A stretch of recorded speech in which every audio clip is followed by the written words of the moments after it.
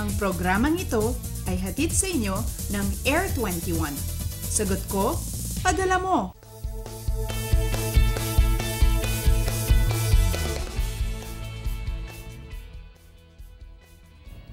Good morning, Pilipinas! Time check muna tayo. Ang Philippine Standard Time po natin ay 4:58 na po ng umaga. Gising at bangon na po. Kamusta po ba ang tulog? Malapit na po tayo magpaalam dito po sa week na ito.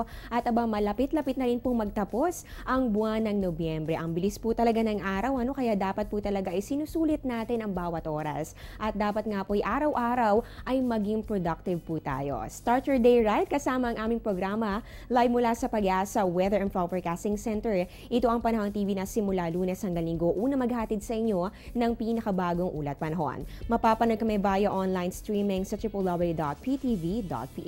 Kasama niyo po ngayong Thursday morning, November 20, 2014. Ako po ang inyong weather lover, Amor La Rosa.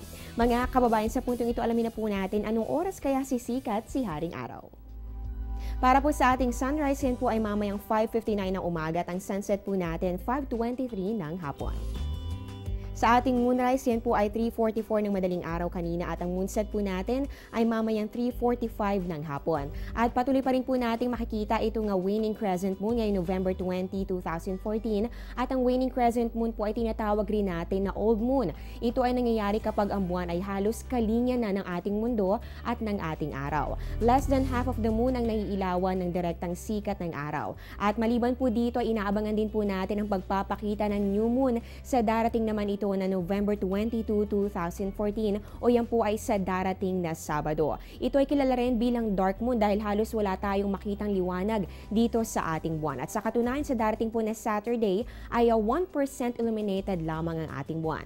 Sa ganitong phase of the moon, hindi po halos makita ang buwan mula po sa ating mundo dahil ang bahagi ng moon na nakaharap sa atin ay hindi po nakakatanggap ng liwanag sa pagdaan nito sa ating araw. Ngayon naman pag-usapan na po natin ang ating tidal predictions courtesy of NAMRA. Ito po ay para lamang sa Manila Bay. Ang high tide po dyan ay 0.85 meters, yan po ay 8:40 ng gabi. At ang low tide po natin ay 0.10 meters, yan naman po ay 3:22 ng umaga. At mga kababayan, ilan po sa ating mga areas dito po sa ating bansa ay nakakaranas ng maulang umaga. Yan nga po dito sa Quezon Province at pati na rin po sa Rizal. Inaasahan po dyan ang light to moderate with occasional heavy rains at maaari po yung magpatuloy sa loob ng susunod na 2 hanggang 3 oras. Kaya panatilihin po natin ang pagiging alerto. Magbabalik pa po ang Panahon TV pagkatapos ng ilang mga paalala.